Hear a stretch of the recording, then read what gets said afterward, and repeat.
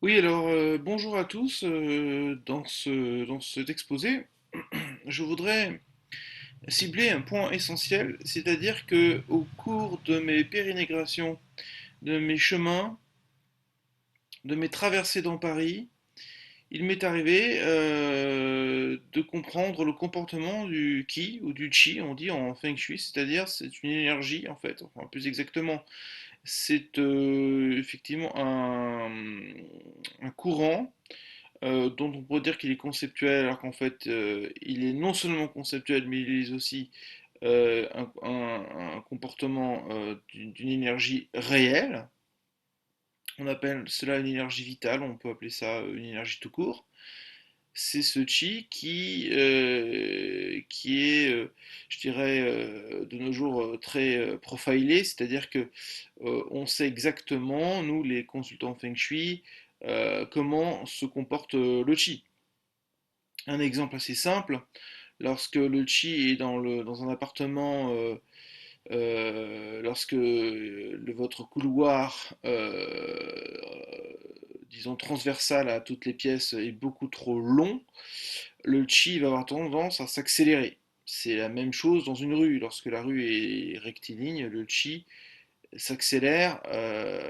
Voilà. Et c'est exactement ce qu'on va voir ici à Paris, c'est que là, vous voyez en gros plan, là ici, là en gros plan, vous avez effectivement l'église des Abbesses. Alors, je rentre pas dans le détail historique parce que là, il m'échappe un peu. C'est une église qui est assez récente, je crois qu'elle date du 19e siècle, mais tout ceci est à vérifier. En tout cas, ce que je peux dire, c'est que j'y ai pris beaucoup de photos à l'intérieur, sur les reliques, sur les objets un peu liturgiques, etc., enfin de cérémonie, etc. Il y a une pièce aussi qui est du côté droit, là, que vous voyez, qui est plutôt du côté droit, d'ailleurs, on va la voir. Voilà, alors, attendez, voilà, de ce côté-là, de l'église, du côté du flanc droit, là où je mets mon curseur. Là, il y a une pièce, enfin, où il y a le personnel le personnel ecclésial qui fait plus ou moins une permanente et qui travaille. Voilà. Donc, puis à côté de ça, il y a toute une communauté, effectivement, catholique, assez intense, qui est aussi dévouée à des maraudes le samedi ou le vendredi soir, je ne sais plus trop quel jour c'est. Alors, pour pas trop m'éloigner de l'église, voilà. Donc Montmartre, nous allons monter à Montmartre, ce que je suis en train de faire en ce moment. Voilà, nous voici au niveau du Sacré-Cœur. Effectivement, on voit bien que le Sacré-Cœur et l'église des Abbesses, finalement,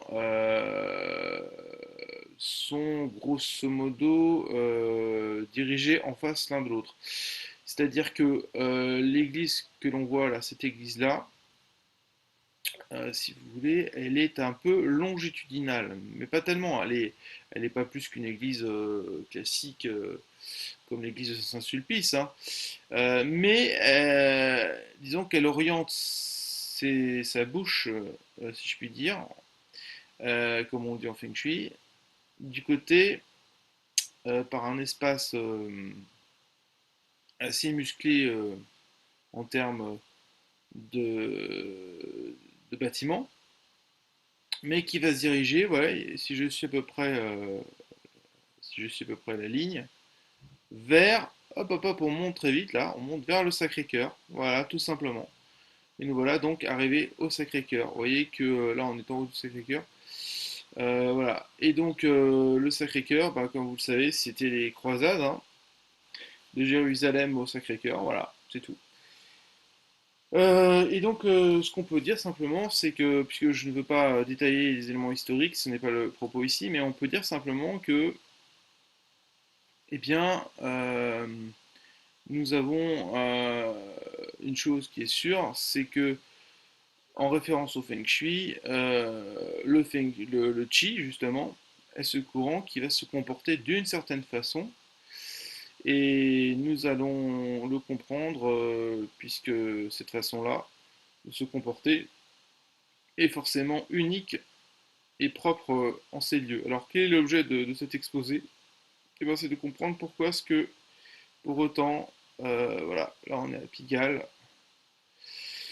on est à Pigalle, je confonds toujours si c'est Blanche ou Pigalle, mais bon, En théorie, c'est Pigalle. Pourquoi à Pigalle? Pourquoi dans ces lieux il y a toujours des créatures, des humains tout simplement, qui sont devenus des créatures? Vous voyez que quand on zoome, on regarde ça, on se dit qu'est-ce qui se passe? Pourquoi est-ce que... Là on se dit pourquoi est-ce qu'il n'y a personne? Bah, c'est un peu normal, c'est un plan, donc c'est figé, c'est vraiment typiquement excellent pour le Feng Shui, parce que les lieux sont vraiment mis en valeur. Alors qu'est-ce qu'on remarque? Bah, ce que vous remarquez, comme je vous ai dit tout à l'heure, juste à l'instant, on pourrait dire, c'est la longitudinalité de ce lieu. Pourtant, les arbres qui ont été plantés au milieu devraient freiner le chi, ce qui n'est pas vraiment le cas, puisque la longitudinalité des lieux l'emporte. Vous voyez que ça va très loin, et on arrive vers du côté de la place Clichy. Voilà. On a une autre longitudinalité qui n'est pas à sous-estimer, bien au contraire, qui est à mettre en valeur, enfin en perspective. C'est la longitudinalité de la place de Clichy, puisque elle est ici, la place de Clichy, vous voyez.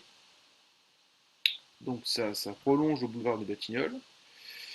Et puis longitudinalité, qui dit longitudinalité, donc ça suit, pof, pof, pof, très très loin, très très loin. Alors là, c'est le laser, c'est la longitudinalité laser, et qui se prolonge. Donc si on change d'angle, voilà, qui se prolonge. Donc, si au niveau, paf, elle traverse le carrefour, elle monte sur la rue Colincourt, elle ne s'arrête pas. Elle prend en accélération, on dirait vraiment un bobsleigh, un espèce de terrain de bobsleigh incroyable. Vous savez, c'est ces jeux où, ces jeux de sportifs où il y a des capsules comme ça, hein, qui se mettent les athlètes et ils dévalent des sortes de tuyaux semi-ouverts dans lesquels se propulsent à toute vitesse en fonction de la force gravitationnelle des navettes, et ces navettes, voilà, elles obéissent par des virages, des choses comme ça, c'est très technique comme ça. Vous voyez que ça monte, ça monte, ça monte, on va peut-être mieux le voir si je me mets comme ceci. Donc vous voyez, ça monte, là, ça va très très loin, et là, je me suis peut-être un peu perdu, me diriez-vous. Oui, donc là vous avez une longitudinalité toujours à gauche, qui continue son périple, hein. Il suit les arbres, mais je peux vous assurer que les arbres, ils sont pas si présents que ça quand on est près, hein, quand on est près d'eux. Quand on est près physiquement, ils sont pas très très présents bizarrement.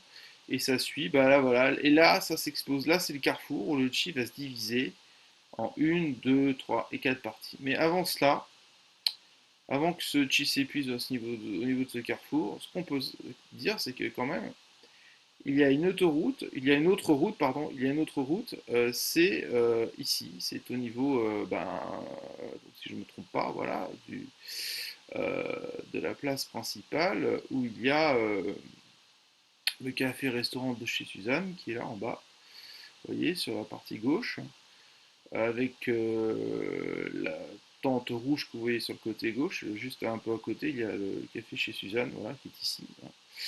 Donc, comme je disais, le chi, vous voyez, il venait de la rue Colincourt, que nous avons ici, vous voyez.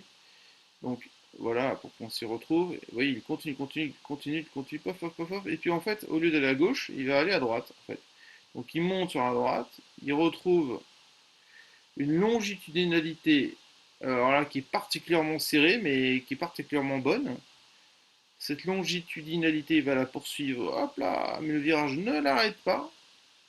Le voilà qu'il va continuer sa route. Donc, il va pas à la droite, hein, ne vous inquiétez pas, il va aller tout droit, c'est beaucoup plus simple pour lui. Il va continuer sa route. Oh là là, ça c'est excellent, c'est un véritable terrain de bobsleigh. Il va pas prendre à gauche, ça ne l'intéresse pas, il continue. Donc on va tourner, nous, on va voir. Voilà.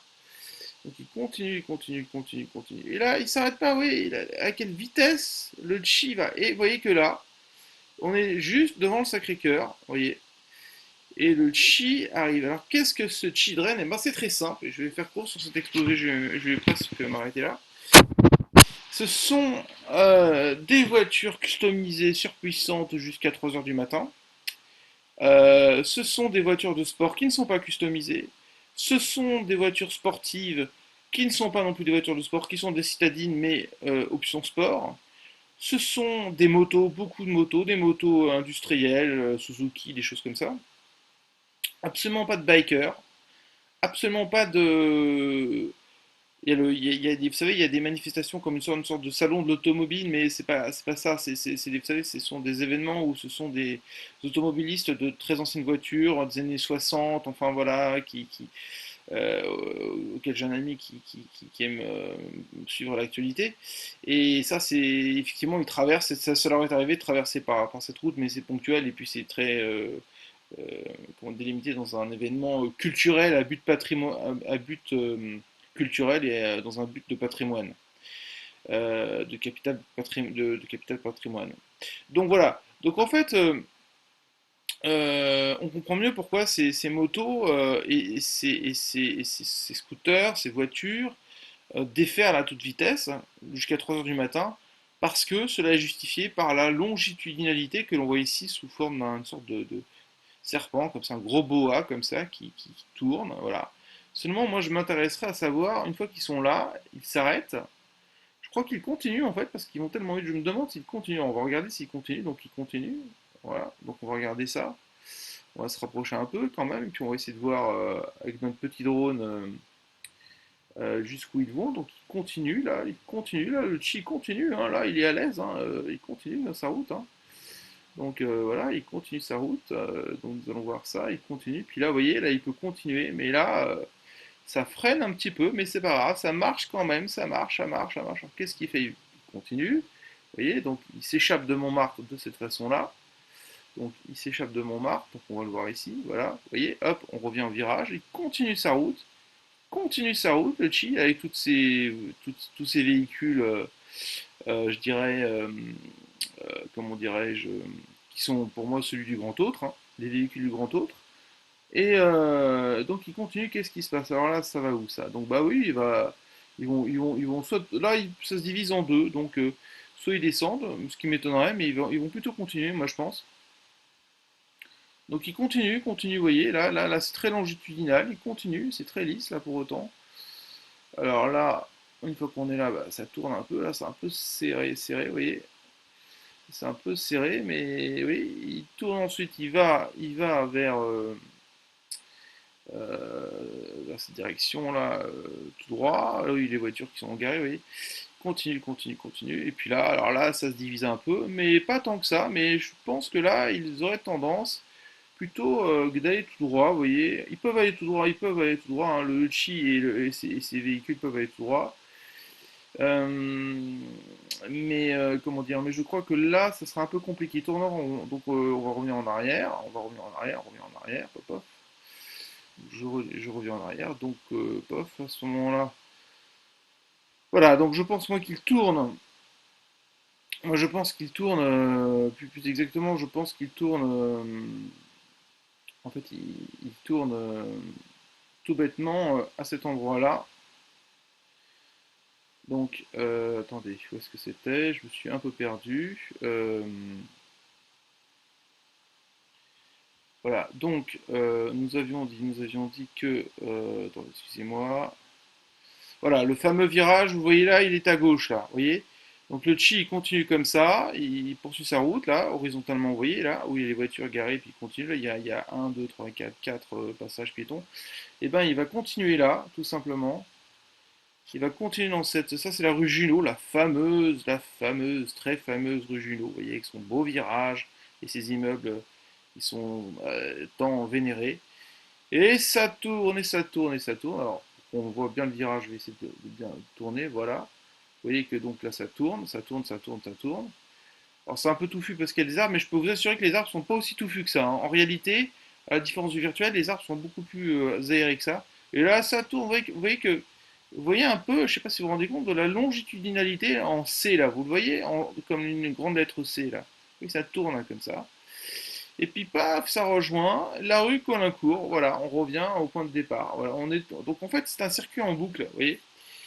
Donc voilà, c'était un peu ça l'exposé. Et alors qu'est-ce que le Sacré-Cœur fait dans cette histoire? Bah, tout simplement, on voit bien que le Chi à un moment donné passe devant le Sacré-Cœur. Et d'ailleurs, il est pris en sandwich le Chi entre le Sacré-Cœur qui est là qui est un véritable complexe extrêmement étendu, hein, enfin qui est extrêmement étendu, qui est assez étendu par d'autres bâtiments à côté, aux alentours.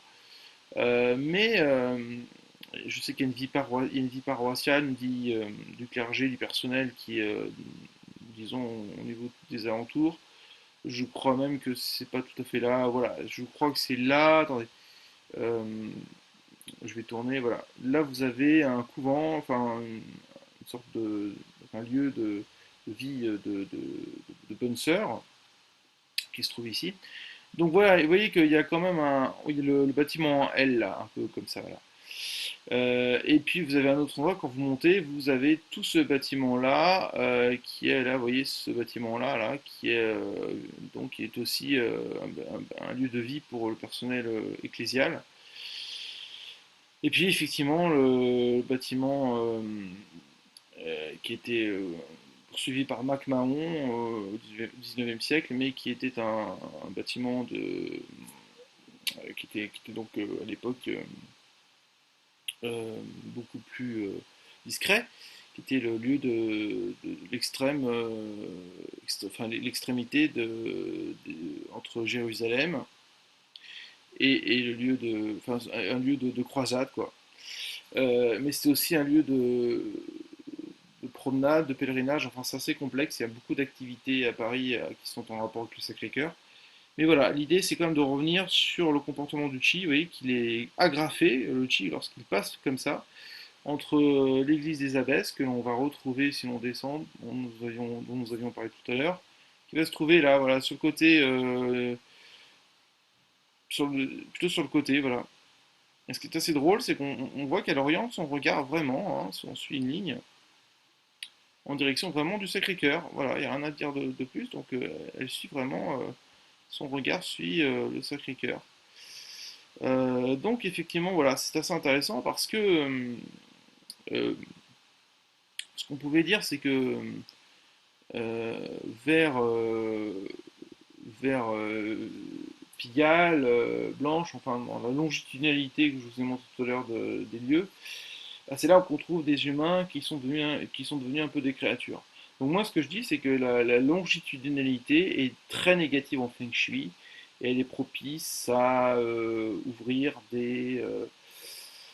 comment dire, des créatures hein, qui ne sont plus vraiment des sujets, ça c'est sûr. Ce sont des humains bien évidemment, hein. Mais ce que je veux dire par là, c'est que d'un point de vue rhétorique, ce ne sont plus des sujets. Et, euh, de par leur agressivité. Et c'est vrai que effectivement, bah, c'est un problème dans le quartier, cette longitudinalité dont je vous ai montré le côté très serpentin, parce que en fait, ce côté très serpentin dessine clairement un refoulement, si vous voulez. Comme on retrouve le refoulé dans les sciences humaines et sociales, notamment la psychanalyse ou la psychologie, euh, ou même la sociologie, hein, lorsqu'il y a des mouvements de manifestation, des mouvements de revendication, etc.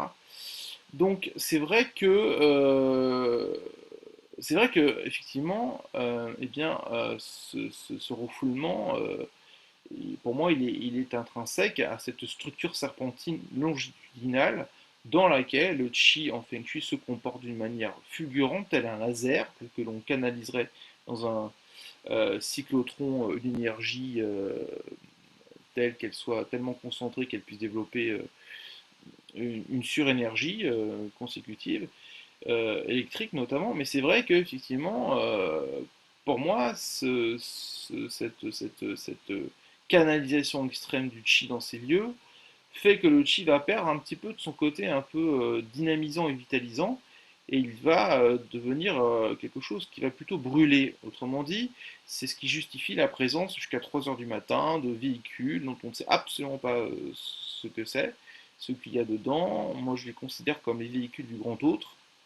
Ces véhicules du grand autre qui passent justement à toute allure, eh ben, ils passent justement, précisément dans ces endroits-là. Voilà. Je vous remercie beaucoup de m'avoir écouté. Merci, une très bonne journée. Merci.